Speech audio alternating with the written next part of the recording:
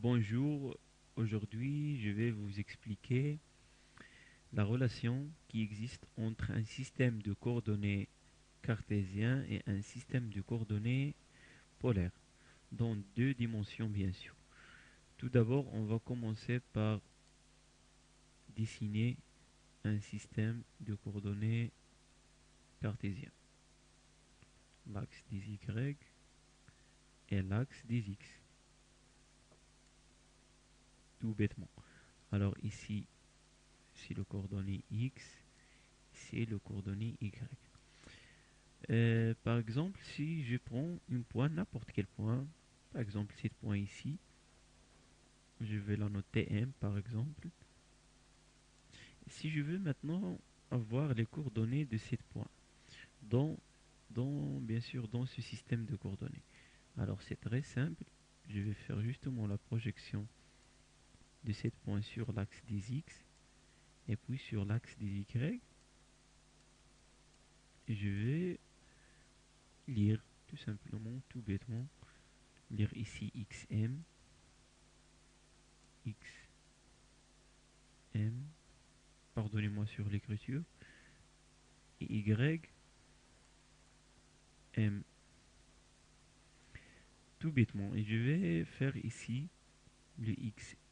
Les coordonnées, ce sont les XM et les YM. Maintenant, si je vous propose de changer le système des coordonnées, je vais dessiner un autre système ici. Ici, je vais choisir le noir. Excusez-moi. Ici, l'axe des Y. Ici, l'axe des X. Alors, si je prends le même point, ici, le point M, par exemple,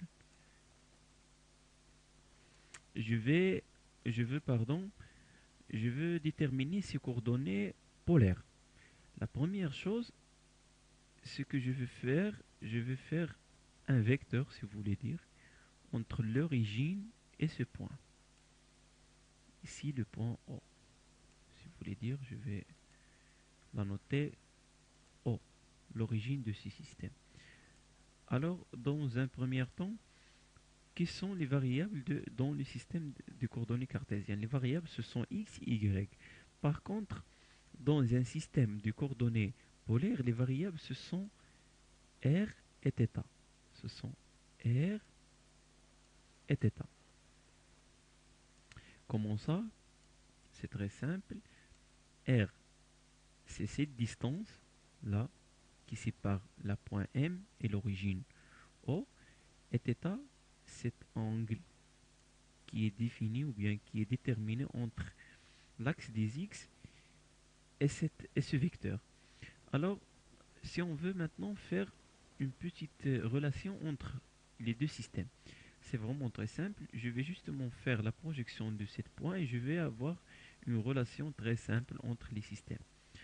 Alors, je vais faire la même chose. Ici, je vais projeter ma point M ici et ici de la même façon. Et je vais chercher la relation qui relie cette distance X avec ces deux variables et de la même chose cette distance Y qui est reliée avec les autres variables. Alors, si je prends par exemple X, je vais commencer par X. X, qu'est-ce qu'il est égal? X égale. Ici, si on fait justement des relations de cosinus et sinus, c'est très simple, à savoir cette distance, qu'est-ce qu'il est égal, parce que ici, c'est une angle de 49, 40, oui, 90 degrés, P sur 2. Alors, qu'est-ce qu'il est égal cette distance en faisant rappeler les relations de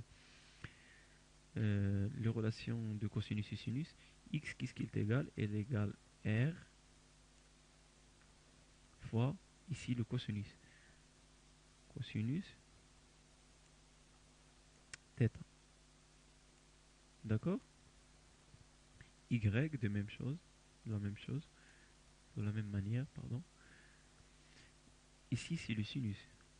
parce qu'il est comme ça. R égale sinus θ. Alors ces deux équations, ce sont le passage, si vous voulez dire, le passage de ce système à système, il se fait par ces deux équations.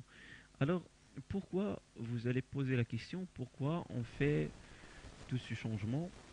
C'est très simple, parce que si on veut, par exemple, étudier le mouvement circulaire d'un point qui fait un mouvement circulaire sur le point O, alors si on utilise le système des coordonnées classiques cartésien, qu'est-ce qu'on va trouver? On va trouver les variables, ils se changent avec une équation vraiment qui est égale comme ça, x carré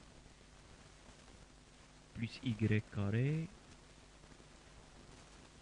égale à r carré. C'est une équation, on peut dire que très lourde, si vous voulez dire. Par contre, si on veut faire le même étude dans ce système, c'est très simple parce que R, elle va rester constante. R, elle va être constante. Constante. C'est justement θ qu'il va varier de 0 vers 2π. Alors θ, il est compris entre 0 et 2π.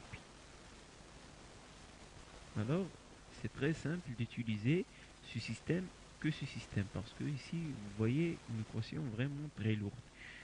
Et pour ça qu'on a fait ce système de coordonnées pour simplifier les calculs. Je pense que ça a été le maximum que je peux vous donner. J'espère que vous pouvez comprendre. Si vous trouvez des difficultés ou bien si vous avez des questions, vous pouvez me citer dans les commentaires. Alors, dans un prochain vidéo, je vais vous parler sur les coordonnées cylindriques et la relation, bien sûr, de même façon, la relation qui relie les deux systèmes. Alors, je pense que c'est la fin de ce vidéo. Merci.